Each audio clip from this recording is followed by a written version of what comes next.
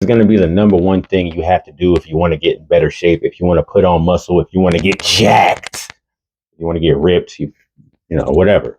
Any type of goals. This relates to whether you're trying to get more physically fit, whether you're trying to get more money, whether you're trying to accomplish anything in this reality. We have to audit our minds. We have to audit our internal perspective, our perception on reality. All of us are brainwashed. All of us are programmed. We have to master our self-worth because, all right, let me slow it down a little bit.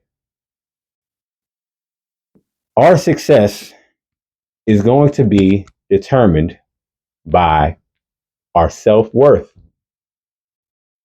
Any type of goals we have, anything, our perception is going to hit that ceiling. So the number one thing that we have to always focus on a day-by-day basis is our internal reality, our self-worth. How do we perceive ourselves? Because how we perceive ourselves, that's what our reality is reflecting right now.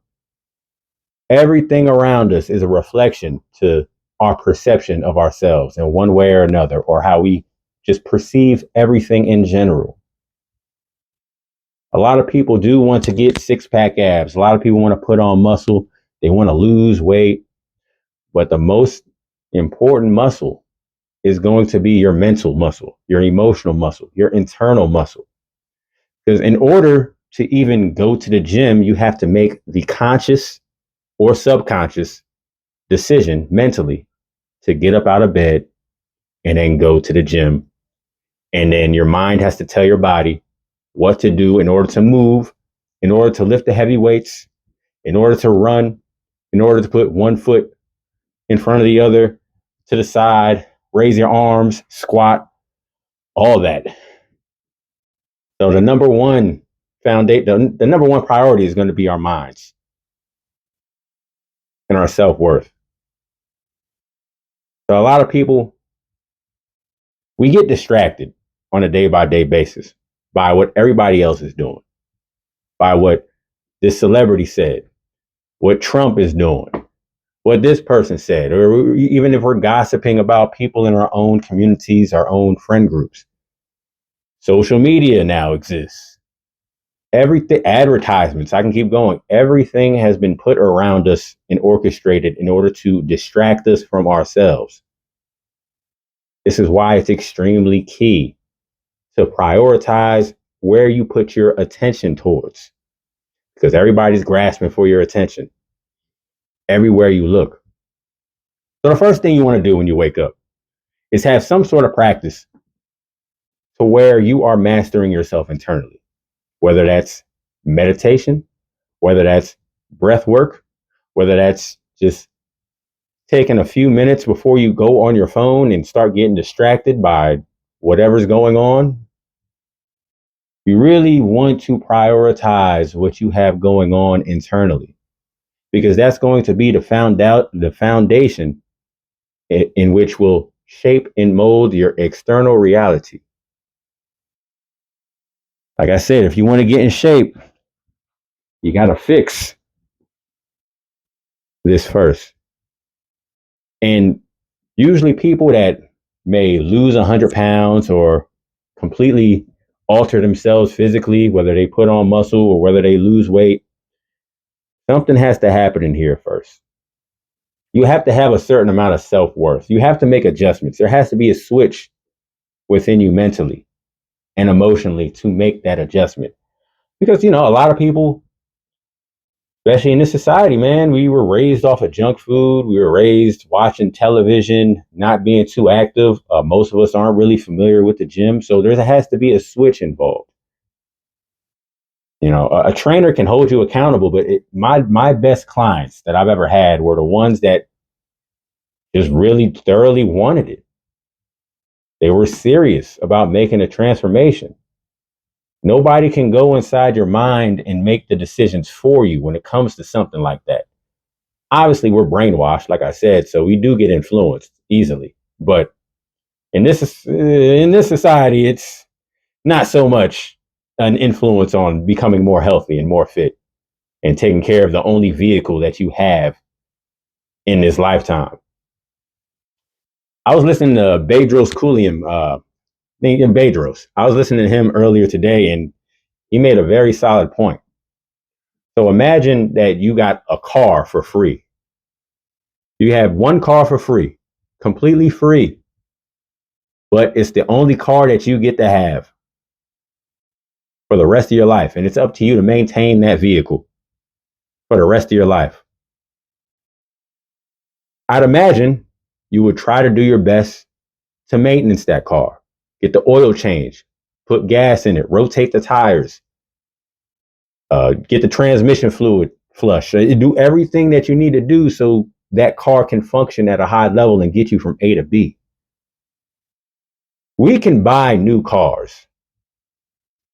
We can't necessarily just go up and buy a new body. We have this one body for the rest of this lifetime. So that is something to keep in mind. And the number one thing that's going to fuel, the number one thing that tells your body what to do, how to feel, how to move, is the mental. So this is the foundation. Your cells react to your thoughts. Studies have shown this. Your emotions dictate your health. Your thoughts and your emotions have a huge effect on how you feel and how your body responds and reacts. The level of health, the level of energy, vitality, vibration, all of that.